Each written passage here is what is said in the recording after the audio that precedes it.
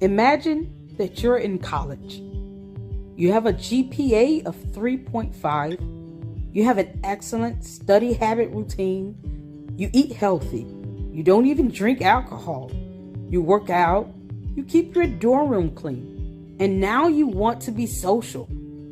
So you think about how you can fit a social club into your busy schedule of studying, classes, projects, reports, hanging out on weekends with your friends. You don't want to be in sports, but you say to yourself, it would benefit me to maybe join a social club. So you pick up a brochure for an organization that has some Greek letters on the cover and a color scheme, maybe a symbol, and eureka! This is it. This is what you are going to check out. A sorority or fraternity. Welcome to the Lady Luck Club. I'm Lady Luck, and today I will be going over, for some unholy reason, a very sensitive topic. Greek life in the HBCU, the Centennial Scam, and addressing concerns as to why sororities and fraternities are the biggest scam you never knew existed. Please keep in mind, this video is my opinion and based on research, reviewing tax documents, audit files, and a budget report, and some simple mathematics. I'm not here to dissuade anyone from joining any Greek organization. If you're 18 years old, you're a grown adult, and you can do whatever you want. As always, please do your due diligence and research these social clubs on your own time before making any major decisions, and do what's best for you. And of course, hit the like button on this video. And if you enjoy the content that I provide, subscribe to the Lady Luck Club. Don't forget to hit the notification bell to receive updates on when I drop a new video. Okay, and it shall come to pass that we're about to dive in. Back in my heyday, I attended a 4-year HBCU, all women's college, one of the most expensive HBCU educational institutions on earth. But if you're like me, you treasured your college days, had a lot of firsts, independent for the first time, and one thing was for sure, I was exposed to Greek life. At least 3 sororities, and it looked fun. It looked exciting, seeing sorors dance and crossing the burning sand of some sort. I don't remember seeing sand on fire or not, but that's what it's called when you cross and become a member. And then there's the jackets, the color scheme, the hype, the music, and it's an avalanche of a bunch of fun things happening at once. I was caught up in the excitement, and the next thing I knew, I wanted in. So I went to a couple of meetings, had to wear all black, which was weird. And then they went over the requirements, the application process, the expectations for volunteering, letters of recommendations, the motto, the history, and then came those damn fees. As for me, I said nope. Plus, I didn't have any help to pay those dumb fees, and I refused to struggle over a social club that does volunteer, a few scholarships. Yeah, that's it. So now, fast forward some good years later, I start wondering one question. Where is this money going? How does a typical international sorority with chapters all over God's green earth spend all of that money? Okay, scholarships and money for charity to the side. Let's be real. Sororities aren't the only organizations giving out scholarships. And as for volunteer service, and you can literally join any free organizations such as Meals on Wheels, Habitat for Humanity, United Way, Boys and Girls Club, any school, just to do some volunteer service. Nowhere else with any organization would you need to pay dues to volunteer. What are they doing with all of that money? Where does it go? Who is profiting the most from these sororities?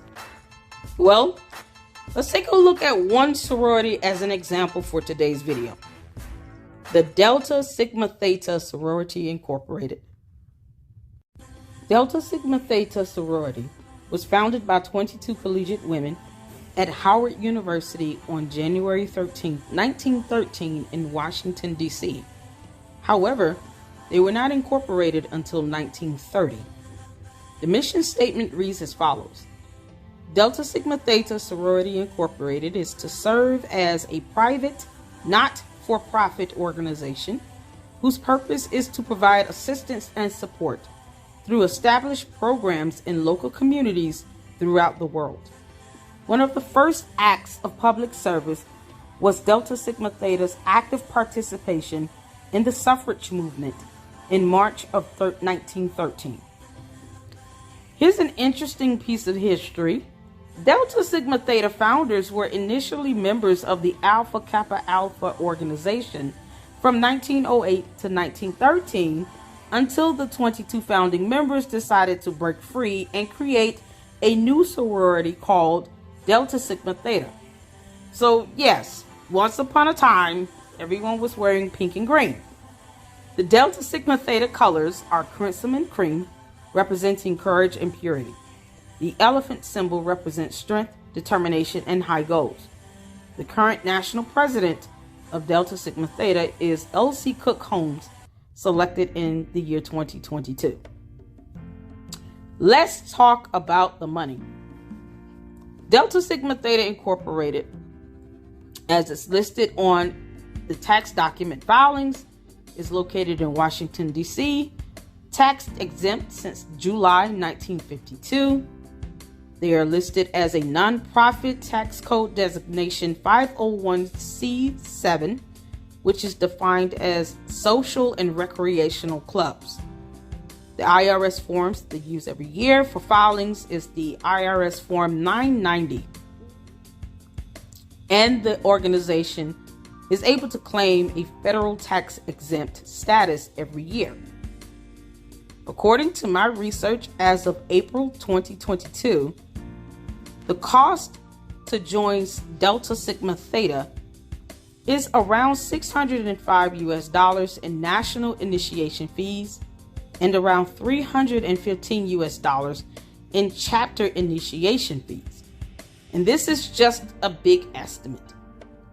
The schedule fees listed here in the presentation gives more of a better breakdown of the fees that you can expect to pay if you decide to join Delta Sigma Theta. Their fiscal calendar is from July 1st to June 30th, which is basically their budget season. One of the things that I wanted to take note in my research involves embezzlement issues. On April 20th, 2021, former executive director and member Janine Henderson Arnett and her husband Diallo Arnett pleaded guilty in federal court to embezzling more than $200,000 from Delta Sigma Theta. Due to the gravity of the crime, Janine Henderson Arnett was expelled from the organization when the sorority discovered the misappropriated money and reported the crime. News reports indicate that the couple spent the money on items like designer Coach handbags, rental cars, real estate, Amazon purchases, and other expenses between 2017 and 2019. Federal prosecutors also determined that over $14,000 had been transferred to their personal bank account. Channing Phillips, acting U.S. Attorney for the District of Columbia, said in a press release, "While Delta Sigma Theta and its members were committed to a mission of public service, the defendants were committed to a mission of personal benefit, stealing hundreds of thousands of dollars to use for their own pleasure." In November 2021, Janine was sentenced to 16 months in prison, and her husband Diallo was sentenced to 12 months and 1 day in prison. They must collectively pay $228,357 in fines and will be placed on 5 years supervised release after their prison sentence is complete. The main programs thus far that I have discovered in my research about Delta Sigma Theta and what they predominantly stand for and support starts with first the Fortitude at Delta Towers, which is an affordable senior housing building adjacent to the existing Delta Towers. Dante partners in partnership with the Gilbane Development Company and Delta Housing Corporation of the District of Columbia developed 179 affordable senior housing units, as well as 4,300 square feet of ground floor retail space atop a garage.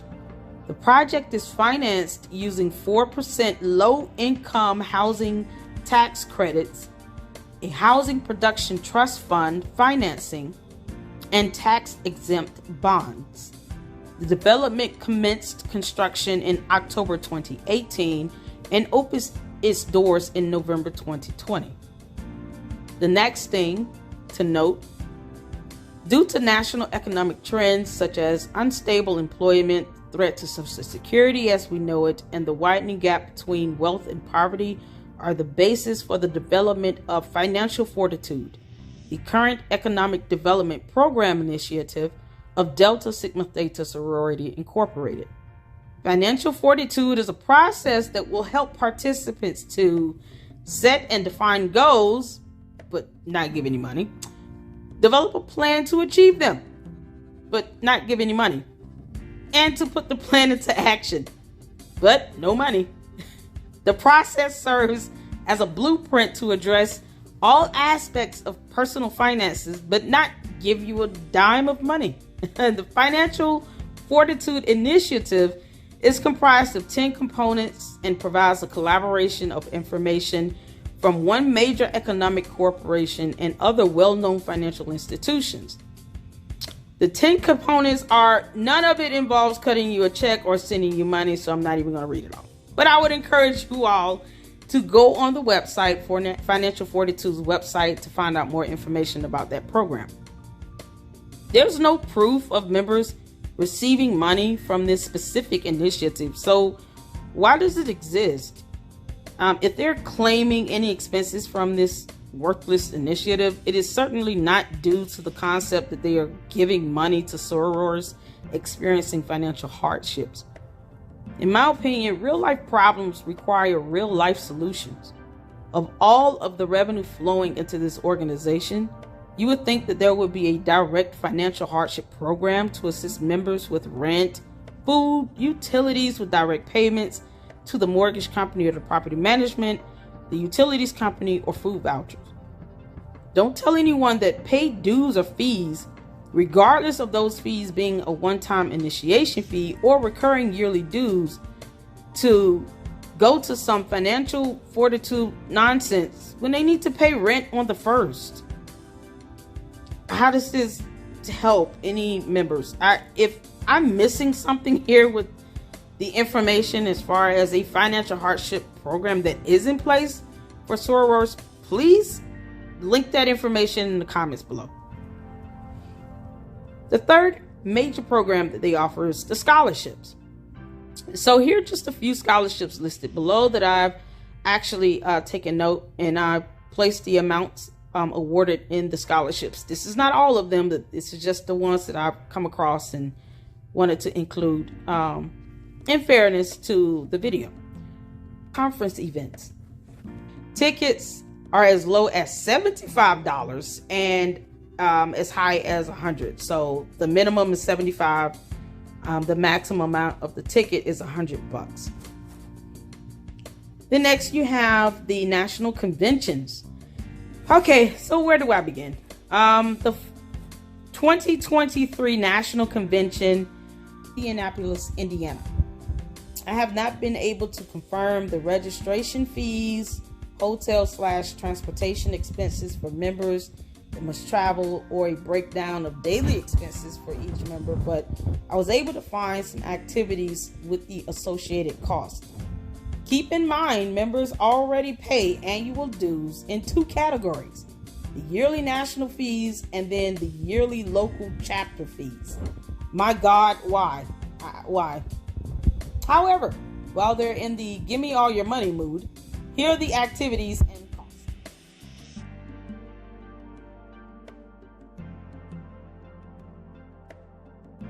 So the potential cost for one person to attend the 2023 National Convention, and this is just the most basic amounts.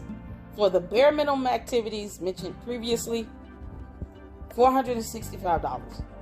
The collegiate registration fee will be $428. The special event subscription tickets that included the step show and the concert, with the inflation included and factored in, would be $303. You have a round trip flight for $500, a 4-star hotel for $680, and I just looked up a quote on booking.com, and that grand total would be $2,376 for a convention. If you are single and you're going out and you're not participating in the Black Marriage Day event, then you would subtract $25. That will leave you with $2,351. So, flow with me on this. If 2,500 collegiate students registered to attend and ideally purchased the activities, flight, and hotel noted above at a total of $2,351, that would equal $5.88 million made from one convention. So, to the president of Delta Sigma Theta Sorority Incorporated, it is highly suspicious to have conventions advertised, but not the charges or fees associated with these activities. And don't charge a hostess a registration fee if they're literally helping their own soror sisters from spending an astronomical amount of money in hotel and lodging. Don't be greedy. Remove the registration fee for all hostesses. It's the least you can do. Your friend, Lady Luck. Okay, so now we've reached the fun part of this video. We're actually going to take a look at some of the actual financial statements, a few pages from their tax documents, as well as a local charter budget that I was able to find online. So starting with the audit, the statements of cash flow, it looks like an audit that was done. You have to keep in mind that their budget year is basically the last 6 months of one calendar year and then the first 6 months of the upcoming calendar year. And to kind of highlight their total revenue, as you can see, they brought in, as it's audited and listed here in their report, $18,979,314. And this is their total revenue. And keep in mind, they are tax exempt. This is what they spent 2019 to 2020 for grants, awards, and scholarships or contributions. However, if you look at the conference expenses, which is baffling to me, just for 2020 is $7.5 million. And to be exact, $7,578,714. That's just for January 1 to June 30th, 2020. And why? Why is the amount for grants, awards, and contributions that they paid out, this is their functional expenses, why is that lower than what they spent on conferences? Why? To me, it just doesn't make any sense, mathematically speaking, because the sorority organization is supposed to be based on their contributions to scholarships and grants that they are providing to young ladies that want to further their education, providing contributions to other nonprofit organizations in the community.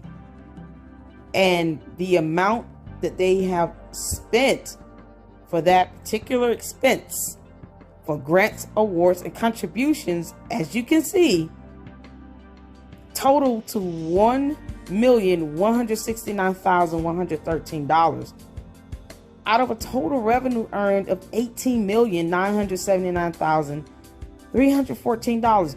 Where is the money going? Why is it that your conference fees are greater than your grants, awards, and contributions? Am I missing something? Where is the rest of the money that they've given out in scholarships? Is there a different expense category that I'm not seeing? So this is kind of just one of the things that I just, wanted to highlight, because I believe that the accountability is, to me personally, severely lacking. And I don't understand why the money that they're bringing in with revenue as a nonprofit organization is being allocated in the manner of which it is being allocated. It's not to say that they're not paying their staff or providing benefits, but it's to highlight what is being spent in the very concept that this organization is supposed to exist upon, and that's providing resources through scholarships and grants and making contributions to nonprofit organizations or organizations in general within the community. So if we take a look at the local chapter, this is just one local chapter budget that I was able to find online, and this is the Marietta and Roswell, Atlanta chapter. You can see a breakdown on a local level of their budget. So for 2022 to 2023 funding, you see total funds available of $259,236.69. And of course, the first thing I look for is their scholarships, looking for the money that they're paying towards grants, looking for, money that they've given out to other organizations on a local level. And if you see here, this is what you come across.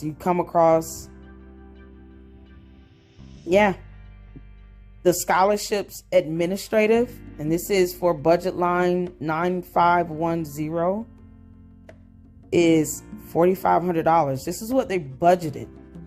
And then if you look at budget line item 9050, scholarships awarded, $45,000. So it just kind of raises, to me, it just raises some questions as to, why is this budget allocated and set in this manner to where it's not clear that the majority of the funds are going towards scholarships and grants. I don't understand why more revenue is not going towards the very concept of why the sorority exists. So, and then if we take a look at their tax statements, and this is what is posted on ProPublica website, so they are able to get copies of the organization's tax documents, and they just post them up. It says here, fiscal year ending June 2020, their total revenue was $26,202,608. The total functional expenses, $20,412,775. And then the net income, which is the difference of the two, is left at $5.7 million. So I would encourage you guys to kind of dive deeper into their, you can go on the website, you can look this up, and then you can click on PDF audit to see their audit, and then you can click on the full filing, employees' names listed, the 40 hours for their salaried staff, and the job title that these staff members hold. So I just, wanted to kind of make sure I highlight that. I mean, they do spend a considerable amount of expenses on staff and salaries. But the biggest issue is, of course, this total revenue and the amount of money that's spent out towards scholarships and grants. If you calculate what the total amount is for the scholarships and grants against the revenue, it's less than 10% of the revenue. So this is just math. I took the total number for the expense for the scholarships, grants, and contributions, divided by the total number for revenue. And that's kind of like the, multiply by 100 to get the percentage. And it's less than 10%. And for an organization that is built on scholarships and grants and community service and community program contributions and donations, that's not a whole lot. For them to be a nonprofit organization, they get a lot of profit. They get a lot of income coming in, a lot of revenue, and the majority of their revenue comes in from membership dues and fees. I encourage you guys to look this information up and ask questions. When you go to your meetings, ask your local charter, executive director or the president of the charter, that local charter. Ask them questions in your meetings. What are these fees like? How are you breaking it down? It's not hard to cross that burning sand into a scam. It's not hard for that to happen because there's just not enough information here to really say, okay, I'm okay or I'm comfortable with less than 10% of your revenue going towards grants and scholarships because of XYZ, because of these reasons. But if you can't really explain the other expense categories and detail it, then I personally would not be okay with less than 10% of this huge revenue coming in going towards grant, scholarships, and contributions, but a large portion of that is going towards conventions and conferences. It's just something to think about. According to an article entitled "No, Your Sorority is Not a Feminist Organization" from Broad Recognition by co-writers Maya Posick and Caitlin Clark on February 6, 2020, they brilliantly compare the concepts of an MLM to a Greek sorority as follows. Multi-level marketing schemes, or MLMs, are the latest iteration of the decades-long pyramid schemes a la Mary Kay that sells products in bulk to everyday people with the promise that they can sell products and turn a profit through commission. However, MLMs make their money through the pyramid-shaped recruitment model, not through the sales of the product itself. MLMs particularly target the economically desperate and socially isolated. One of their largest bases is military wives, whose transient lifestyles make it difficult to sustain their own careers. Like MLMs, sororities offer the promise of a network of close female friendship, a sisterhood, in exchange for cult-like loyalty and a steep price tag. Both MLMs and sororities assure an institutionalized framework through which to visualize not only your relationship to other women, but also your relationship to wealth. And if you would like to read more about that article, please Google the title, No, Your Sorority is Not a Feminist Organization. It's a very good read. And I just read a portion of it, and I think the entire article is definitely worth a look. And here we arrive at the point of this video to confront the biggest issue that sororities face, which are largely ignored. The money that you are paying to participate in an elaborate MLM renders or yields at the most basic level a network to other sisters or other organizations that could have been established for free. You can literally join a network group on social media or your local church, or volunteer at any local organization, at your kids' school, at the Boys and Girls Club, for free. So why the hefty price tag? Why the mandatory yearly fees?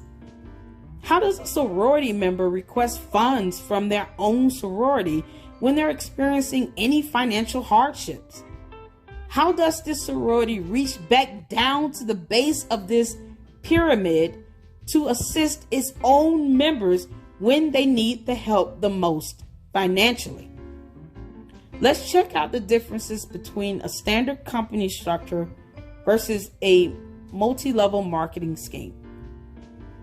As you can see, a standard company has revenue that flow from the top to the bottom of the pyramid, offering salaries, profit sharing, and bonuses. Profitability and revenue come from external customers outside the organization and not from within. All employees and staff receive compensation or salary for work performed, plus benefits, and even the opportunity to invest into the company by purchasing stocks or opting into a retirement account. Products and services are based on the value they provide and are optional. I mean, no one's forced to buy their products and services. What are the signs to pay careful attention to within a potential MLM pyramid scheme? Well, let's go over them. The first sign is emphasis on recruitment over product sales. If the main focus of the MLM is on recruitment rather than product sales, it's a red flag. Legitimate MLMs will focus on selling products and services, not just recruiting new members. See, having an MLM is not illegal or wrong.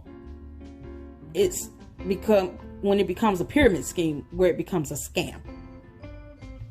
However, the majority of the organization's revenue comes from the new recruitment of new members. The popularity of Greek organizations stems from the law of supply and demand.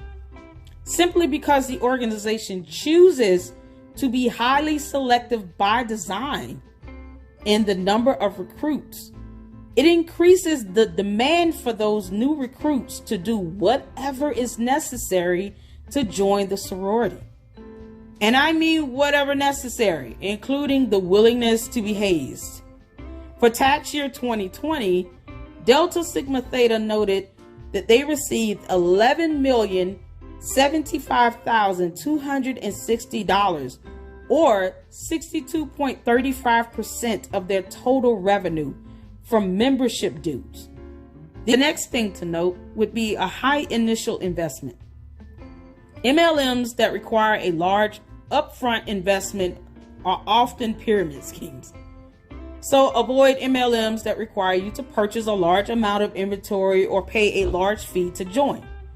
Greek organizations require a substantial amount of money before you are even selected as a member. We bring those two amounts together for the national fee and the local fee that you certainly pay up front. That would equal $990. So let's just round it up to a cool 1,000.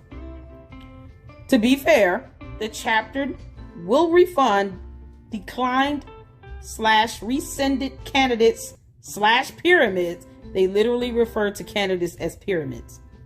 The national and local initiation fees, local chapter dues, but less or minus the non-refundable application processing fee, background check fee, and the national and local administrative costs. So you'll get back a refund minus the processing fee, the application processing fee, which is $100, the background check fee, which was not noted, so it could be whatever fee it is, and the national and local administrative costs. The application processing fee and membership intake background and screening fees are non-refundable. So you can literally receive a refund of $0.00, and that math is blowing my mind. The third thing to note, lack of transparency. Yeah. MLMs that lack clear and straightforward details about their products, financial reports, and business practices may be a scam. So it took a minute to find the tax documents and a budget for a local chapter, but thanks to ProPublica, I was able to find the tax documents and audits online for Delta Sigma Theta Incorporated. Local charter budget, but it does not provide a detailed description of what is included in that expense category. That could literally represent the local charter director's mortgage expense, and no one will question that. There's no demand for greater transparency either within these Greek organizations with regards to how the money is spent. Unrealistic promises. MLMs that offer high returns with minimal effort are likely to be a pyramid scheme. Think twice. If you're told that you can make a lot of money with little work, think twice. Well, this is not an issue with Greek organizations because the reward is not financial. It's networking. And the sororities condition your mind to believe that the networking opportunities, especially with this Divine Nine concept, is the only reward that you will ever need in your entire life. So that's that. Enjoy that network that you could get for free on LinkedIn. Ugh. And the last thing to consider, potential money laundering. MLMs can also act as a cover for money laundering. If you are asked to participate in a scheme that requires transferring money to multiple bank accounts, it's a warning sign of money laundering. Let me add in embezzlement, which is basically a crime of theft or misappropriation of funds in your trust or from your company. I mentioned the embezzlement case from the former executive director Janine Arnett and her thieving husband for a reason. It's so easy to steal money or embezzle funds from a pyramid or MLM scam. See, when you lack transparency and fail to reinforce accountability, you've created a huge opportunity for someone, anyone, to come into the organization and steal money. So be transparent, be accountable, offer real financial rewards, and stop telling people that networking is all you need, as if you can actually call Georgia Power or your mortgage company and use network as if it's some form of currency that will pay your bills. It doesn't. That doesn't work. Sororities and fraternities are supposed to be a lifeline to the communities that they are committed to serving. For over 100 years, Delta Sigma Theta Incorporated has grown to become an international organization with the ability to raise funds, help young girls to achieve their educational goals, and to provide support in the pursuit to transforming dreams into a reality. Their corporate tax documents, along with a budget spread from one of the local chapters in Georgia, paints an entirely different picture. It tells a completely different narrative that does not uphold their motto, but it seems to re-emphasize the perception that sororities and fraternities are becoming more closely aligned to a disappointing but very apparent MLM pyramid scheme. For goodness sake, their symbol is a pyramid. They refer to their new applicants or candidates as pyramid. They literally use the term pyramid interchangeably with the terms applicant or candidates in their entire organizational policy. How much more brazen can you be? You are literally confirming the assumption that this organization, Delta Sigma Theta Sorority Incorporated, is a huge pyramid scheme. As an African American woman, I'm appalled at the very concept of a prestigious organization, which could have been created with the purest of intentions, seeming to have morphed into a quick cash grab that only benefits the top tier of this pyramid, that being the salaried executives, directors, and president. Most sororities do not even provide existing members options to purchase stock or invest with some matching contribution program. They don't give a dividend check to members who are vested after 20 or 30 years into the organization. They won't even set up a financial hardship program for their own members who have paid money into the sorority for years but fell upon hard times to smoothly request and receive financial assistance and just need a little help. The bottom line is this: financially, Greek life drains millions of dollars from you while you're young and impressionable, trying to discover yourself and where you fit in the grand scheme of life. They offer a place for those who want to feel as if they belong. During your college years between the ages of 18 and 21, when you're still vulnerable, but gaining the confidence to make your mark in the world. They get you to pay hundreds to thousands of dollars, probably haze the hell out of you despite all the laws and rules that says do not haze or put your hands on someone else's child. They force you to buy a bunch of overpriced merch and paraphernalia, teach you some really cool step moves that I don't mind watching because, well, it's still entertaining. They make you pay a bunch of money in annual dues and then threaten to kick you out of the organization over, well, money. Just like that. Money. Yes, you must do volunteer. Yes, you should be philanthropic. Yes, you should make donations and contributions.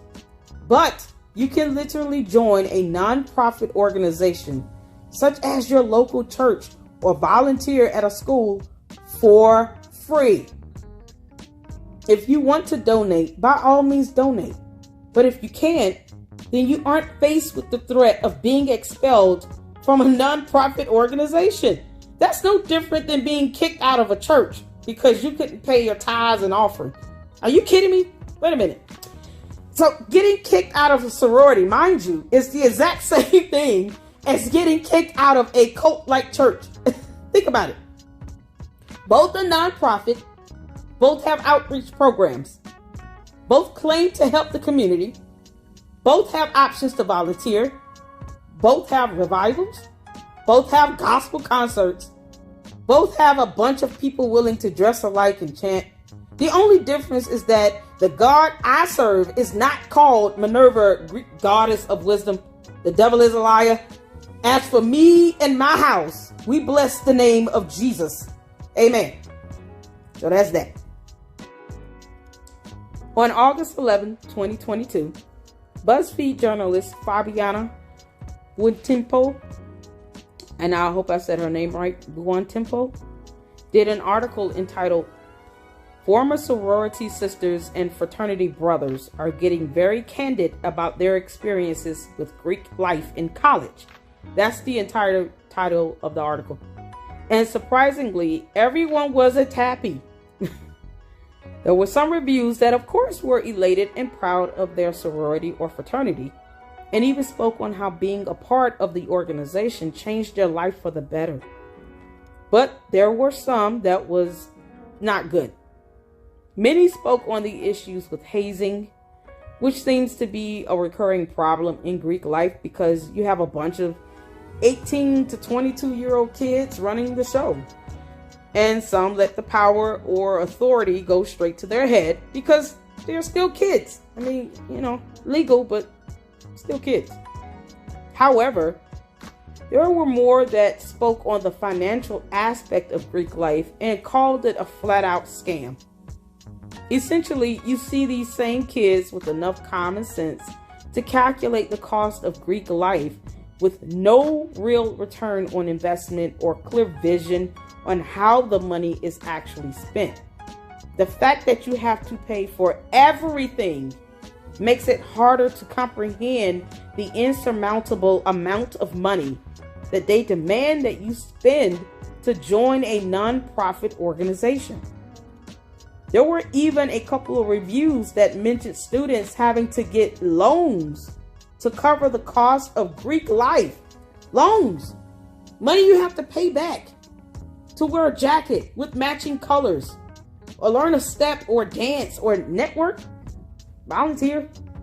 Something I do not see worth the cost of incurring more debt. When you have more members speaking out against Greek life because they view it as a cult or MLM or scam or all three things combined, we should probably reevaluate the motto and the purpose that these sororities and fraternities seem to exist in the first place. If my kids came to me and told me that they felt scammed or hazed, or that they just joined the cult, the first thing I would do is reshift the gravitational pull of this planet if you touch my kids. I'm serious. This entire planet will lose the pull of gravity and the North Pole will be shifted to Miami, Florida. No lie. The second thing I would do would be to encourage my kids to step away from any situation that makes them uncomfortable or unhappy. Don't force your kids to join Greek life if they don't believe it would be beneficial. Encourage them to find jobs or volunteer programs that will help them establish their career and give them exposure to experiences that would help them to stand out on their resume so that they can be prepared to journey into their careers after college. If I had the same knowledge and wisdom now, back when I was in college, I would most certainly have ensured that I focused on my career path and backup options in case I didn't get accepted into medical school, which I didn't. I didn't get into medical school. Yep. Nope. Third thing, and most importantly, make sure you raise your kids in a solid foundation of ideals and morals that will stick with them forever. No organization is perfect by any means, but there are just certain things that should never, ever occur. Period. Your kids should not feel afraid to come to you about concerns and issues that they're experiencing in school. And they certainly should not feel afraid to walk away from a bad situation. Teach them about MLMs and scams and debt and credit cards and credit and wealth and budgets and money and real friendships. All of the things that you would want to know if you had to go back to college and relive that life all over again. Do not project your life onto your child's life. Please, in the name of God, do not try to live vicariously through your kids when they start college. That never works. It just doesn't. They end up making decisions to keep parents happy, but they are miserable as hell. The financial cost to Greek life is very expensive, but you should feel that the rewards are worth it. You should be able to benefit as a member, help those in need, but feel that you can receive assistance from this same organization when you need it. You shouldn't feel afraid to ask for help when your sorority is racking in millions of dollars. And most importantly, you should never feel afraid to hold them accountable and go over their tax documents if you want to know what exactly they are doing with all of this money. This is not a taboo subject. Sororities and fraternities at HBCUs should not make you feel as if the earth is going to stop revolving around the sun because you feel trapped in a cult or pyramid scheme or MLM or a flat out scam, and you demand to know why. If they fail to be beneficial to you in any aspect of your life, don't be afraid to walk away. I hope that you all enjoyed this video and learned something today. In my personal opinion, Greek life is, financially speaking, a scam. This video expresses my personal views and thoughts, supported by the organization's financial texts, forms, and statements to bring light to the financial aspects of Greek life. For a non-profit organization, they sure do earn a lot of profit. If you can't tell by now, I never joined a sorority, and it should not be a touchy subject or taboo to admit that I did want to join the Delta Sigma Theta Sorority Incorporated back in college.